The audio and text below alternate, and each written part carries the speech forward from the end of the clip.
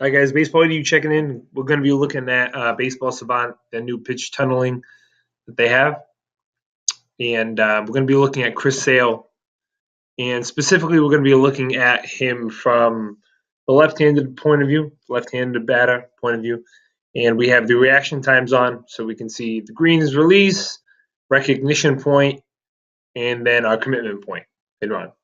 And one of the biggest things I think is important from here is that when you pivot up and over, okay, if we go to the side actually, and you get a pretty good look at it, you pivot from the side, that these purple, the commitment point is not that far from home plate, okay? And so we need to be very aware of that when we're training hitters, that is less than, I'd probably say about 20, 25 feet out.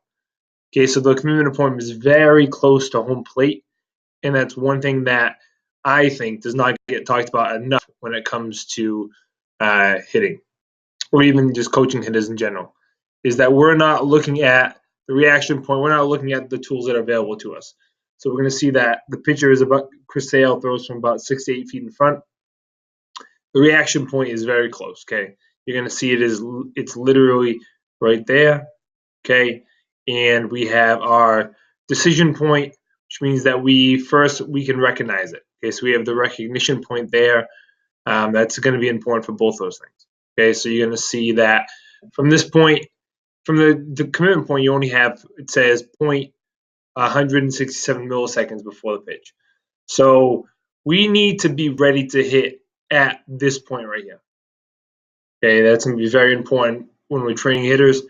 And if we're not ready at that point, if we're not ready to move out and to start our actual swing, so before the purple dots that we see on the screen, we are in our load phase, which means that whatever you want to call it, you're gathering momentum backwards, you're cocking the hips, you're loading the upper body, and right before those purple dots, we're ready to move out. We need to be ready to commit to the hitting at that point. Okay, I think that is one thing that is overlooked a lot when it comes to the swing, that we are not focused on helping our hitters kind of react to the pitches that are getting thrown, okay?